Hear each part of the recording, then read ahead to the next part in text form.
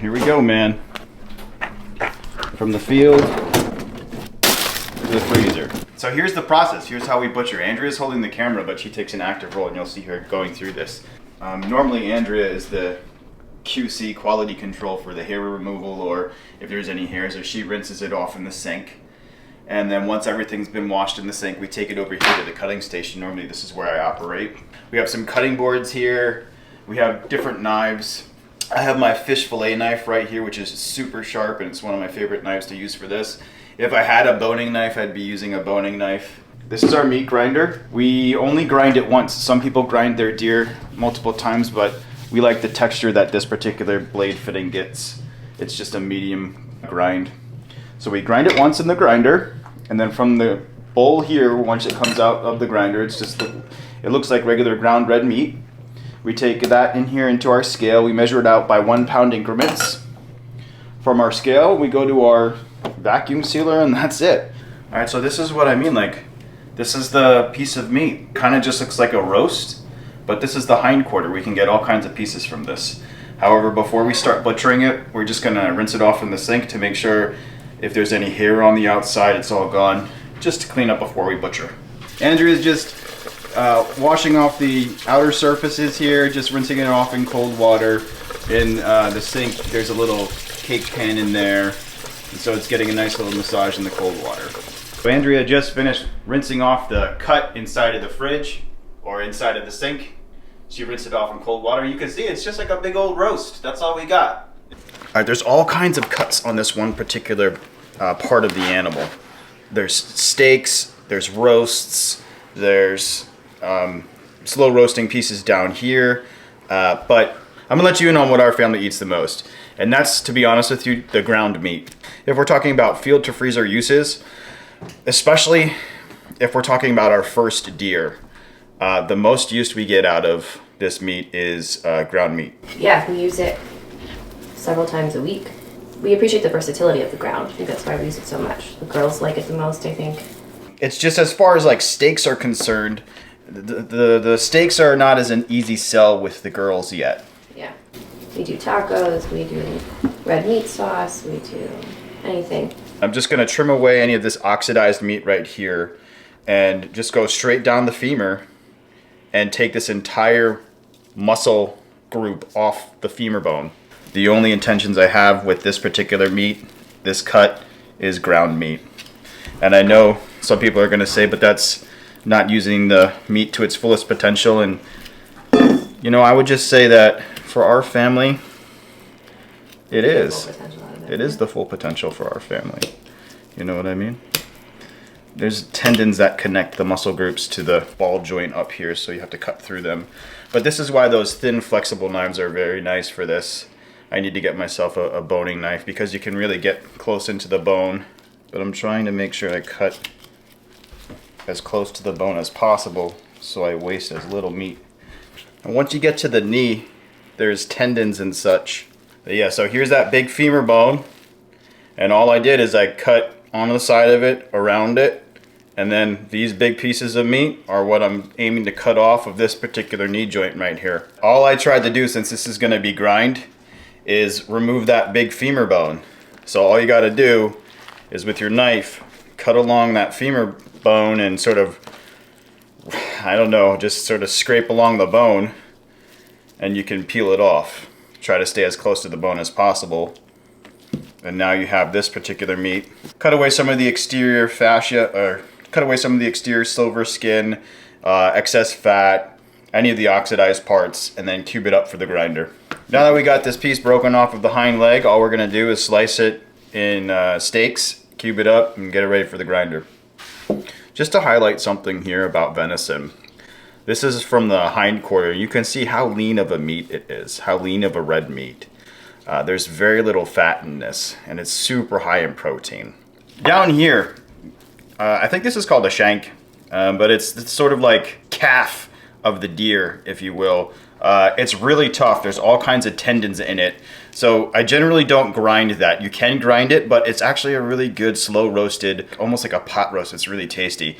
If you tried to fry this up and chew it, you'd be chewing for days. There's just so much connective tissue inside of it. But if you put this in a crock pot in the morning and come back for dinner time, like, it is an awesome roasted meat.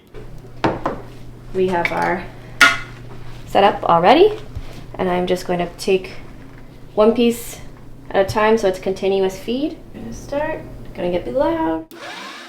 It's at this point where a lot of people often choose to add things like pork or beef or veal or any type of meat to their grind just to give it a different flavor and also a fat content. The extra fat content will help the meat stick together if you're ever trying to make sausage patties or hamburgers or anything else that you want to try to fry and hold together in one piece. It's kind of funny because as soon as the grinder turns on, Arrow just bolts for the couch and sort of just chills there until the grinder turns off for good. What do you think about the grinder, buddy? Hate it. You want to look? You want to check this out, buddy? Come here. Nope. Okay. Go ahead. All right, next we have a nice big bowl. I'll save some for later as Blaze cuts and trims the next piece. I'll keep grinding. We have pre-made freezer bags to get about a pound. All right, it's 1 pound. The good thing about venison meat is it doesn't cook down because it's so lean. We have our 1 pound of ground. Going to try to flatten it. Then we'll line it up for our vacuum seal.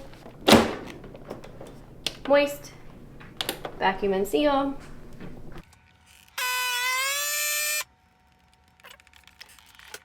Okay.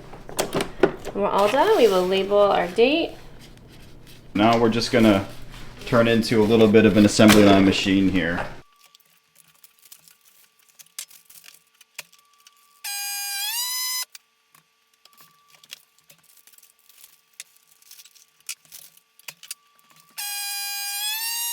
This is the front leg. There aren't many things you can do with this outside of grind because there's a lot of connective tissue inside of it, and there's a big shoulder plate too, shoulder blade.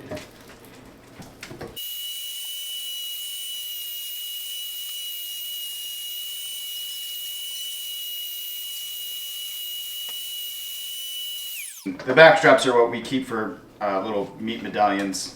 It's kind of like top cut on the deer. Just took the silver skin off the back straps. This silver skin is almost, you peel it off almost like you're skinning a fish. It's this really tough connective tissue that even if you cooked it for 12 hours, you still wouldn't be able to chew through it. So you have to take it off. Go ahead, free. Arr! He likes it. Yay! Mikey, you like That was pretty good, huh, buddy? Oh. The whole kitchen is full of it, too.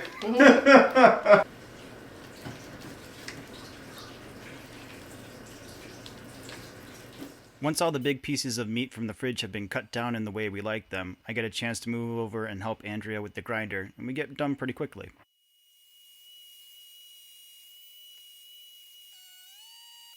So I forget which seasoned person told me, but they put bread at the end of their grind to help them clean out their blade, make it easier for later. So I'm going to attempt that. Yeah, normally there's a bunch of like fat and sinew that gets stuck around the blade when you take it out. And it's a little bit of a gnarly cleaning process. So any little bit Will help. will help. So we'll see. Okay.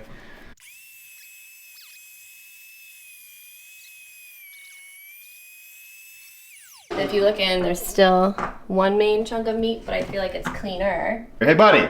Oh my goodness. Come here, dude. Sit. Good boy. Free.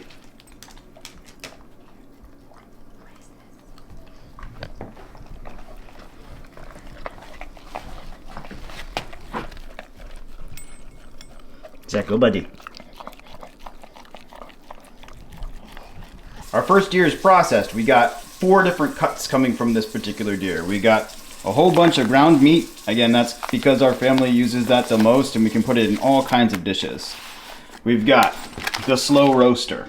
That's going to take a long time in a crock pot or in an Instapot but it is well worth the wait because this meat kind of falls apart and tastes like a really good roast beef. We've got the High on the Hog cut medallions right here, right? And then of course, we've got some nice cube meat for stew. Now here's the cool part. We had that deer, we processed it, we butchered it, and now we've got a freezer full of meat. Filled to freezer, pretty cool.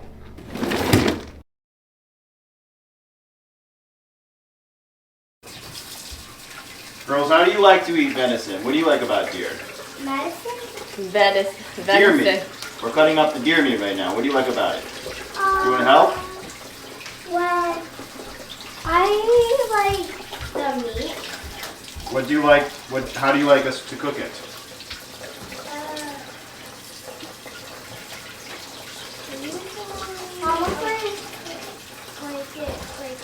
Other way direction, honey. Okay. What's your favorite meat dish? With like the ground meat, what's your favorite? Burgers? You like burgers with it? Yeah. Ooh.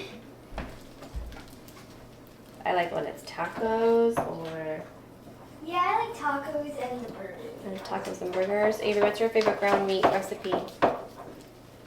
Oh, I like when he put that special seasoning on it. Oh, she likes Kind of no idea what the you're talking about. rub. She liked the rub that you just did. That's Oh, what the she rub. said. Yeah. We made a Kansas City style rub.